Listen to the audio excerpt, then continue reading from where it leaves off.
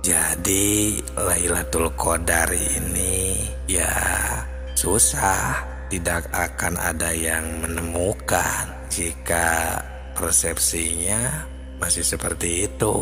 Pandangan pemikirannya terhadap Lailatul Qadar selagi masih seperti itu, ya tidak akan bisa menemukannya. Tanya saja coba semuanya, pasti tidak akan ada yang menemukannya. Sekalipun ada juga, pasti tidak jauh seperti ini. Seperti kayaknya ini Lailatul Qadar deh, karena seperti ini. Ada kejadian pas siangnya seperti ini. Kayaknya malam Lailatul Qadar deh. Paling seperti itu. Assalamualaikum warahmatullahi wabarakatuh. Salam tilawah semesta. Sahabatku, sahabat tilawah semuanya yang kami hormati, terima kasih yang sudah mampir di channel yang sederhana ini. Semoga sehat, berkah selalu, amin. Sekarang tentang Lailatul Qadar. Nah ini, jika benar-benar saudaraku, sahabat tilawah ingin tahu dan menemukan Lailatul Qadar, baik ketika i'tikaf ataupun ketika kita berada di bulan yang suci, bulan Ramadan. Nah, ini cara satu-satunya kita harus tahu dulu sebenarnya terhadap Lailatul Qadar tersebut. Karena ini harus masuk akal nih. Jika kita tidak tahu terhadap Lailatul Qadarnya itu, berarti langsung i'tikaf atau menunggu atau mencari Lailatul Qadar. Berarti kita ini mencari atau menunggu yang belum diketahui sama sekali. Terus bagaimana kalau ternyata Lailatul Qadar itu datang atau ada bahkan di depan hidung misalnya? Dikarenakan kita tidak tahu itu Lailatul Qadar, berarti itu kita ya tidak merasa itu Lailatul Qadar, tidak tahu bahwa ada Lailatul Qadar. Nah ini masih salah satu ilmu makrifat juga. Bahasan di dalam ilmu makrifat, di dalam suluk pasti terbahas tentang Lailatul Qadar ini. Jadi seperti ini sahabatku, maksudnya kita harus tahu dulu Lailatul Qadarnya. Kan Allah Subhanahu wa Ta'ala juga sudah memberitahukan Lailatul Qadar ini. Yang lebih jelasnya ada salah satu firman Allah, salah satu surat yang khusus membahas Lailatul Qadar. Ya, di firman yang lain juga ada, cuman istilahnya kata-katanya gitu ada memerlukan pembongkaran gitu, seperti kata rumus. Nah kalau di surat yang satu ini khusus jelas ya bertemakan Lailatul Qadar. Ya di surat Al-Qadar yang berbunyi Bismillahirrahmanirrahim, Inna anzalnahu fi lailatul qadr wa ma adraka ma lailatul qadr lailatul qadri khairum min alfi syahr tanazzalul malaikatu warruh fiha bi'izni rabbihim min kulli amr salamun ya hatta matla'il fajr. Nah yang itu, jadi Lailatul Qadar ini adalah sesuatu yang diturunkan Allah pertama ya. Karena inna anzalnahu, Allah menurunkan fi Lailatul Qadar, di malam Lailatul Qadar. Lailatul Qadar itu, Lail itu kan malam, Qadar itu artinya takdir atau kepastian gitu. Wa ma adraka ma Lailatul Qadar. Jadi berarti kita harus tahu dulu Lailatul Qadarnya, karena Allah juga istilahnya mempertanyakan agar kita bisa menemukannya. Jadi pertama tugas kita ya harus mempelajari dulu Lailatul Qadarnya itu. Kedepannya yang mana Lailatul Qadar itu khairum min alfisar. Lailatul Qadari khairum min alfisar. Lailatul Qadar ini lebih bagus, lebih baik dari 1000 bulan. Nah, pertama nih ya, itu clue-nya di sana. Dari situ saja jika kita bongkar 1000 bulannya ini, apakah kita sudah tahu? Karena kita kan harus mengetahui atau istilahnya akan membongkar Lailatul Qadar yang lebih bagus dari 1000 bulan. 1000 bulannya pun kita belum tahu yang mana. Karena yang baru kita tahu ya baru 1 bulan yang ada di atas di langit itu, 1 bulannya. Ini 1000 bulannya juga ini belum kita tahu, apalagi Lailatul Qadar yang lebih bagus dari 1000 bulan tersebut. Nah, kemudian ke depannya Allah memberikan petunjuk kembali. Tanazzalul malaikatu warruh. Nah, turun di saat Lailatul Qadar itu turun juga tanazzalul malaikat warruh, malaikat dan ruh. Ya pastinya ini membawa Lailatul Qadar tersebut. Nah, ini akan lebih susah lagi berarti sebelum kita tahu juga yang yang diutusnya itu kan Lailatul Qadar, yang dibawa istilahnya ya Lailatul Qadar.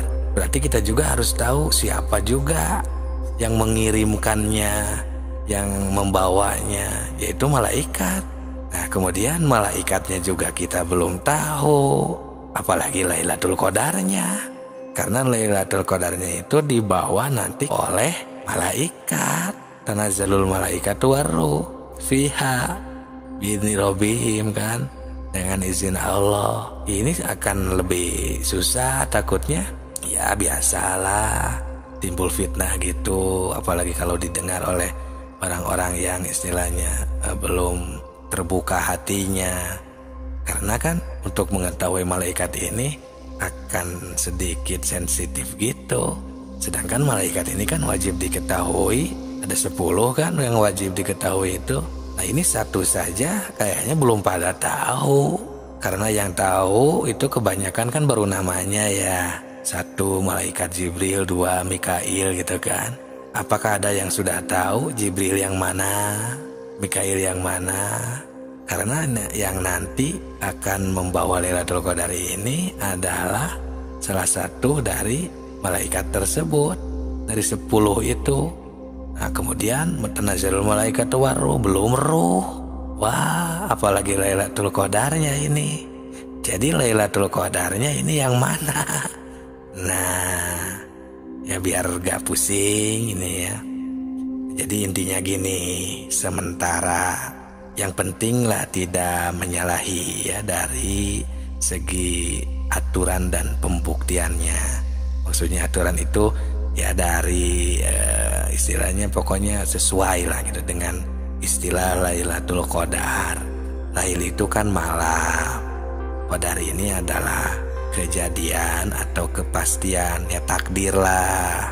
Jadi kita buang dulu bayangan-bayangan kita yang Lailatul Qadar ini berbentuk apa, berwarna apa, misalnya cahaya kah, atau misalnya silau atau kilat atau apa ya, itu buang dulu lah bayangan-bayangan seperti itu. Karena al-wahamu wal khoyalu itu yusbitanil ghair, sangkaan, bayangan itu menunjukkan itu bukan yang sesungguhnya. Kita pelajari dulu Lailatul Qadar. Lail ini kan malam, sekali lagi ya. Qadar ini kepastian. Makanya seseorang itu mencari Lailatul Qadar itu di waktu malam, i'tikaf di masjid. Ya karena ada istilah lailnya itu. Yang padahal kalau di sini malam, bagaimana kalau di Amerika misalnya itu siang, berarti kasihan orang Amerika. Nah seperti itu ya. Jadi buang dulu bayangan-bayangannya. Intinya kita buktikan dulu lail itu malam.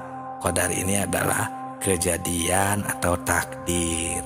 Nah, bagaimana situasi malam? Malam itu sunyi, tidak ada keramaian-keramaian, kosong, nol, ya, tidak ada apa-apa.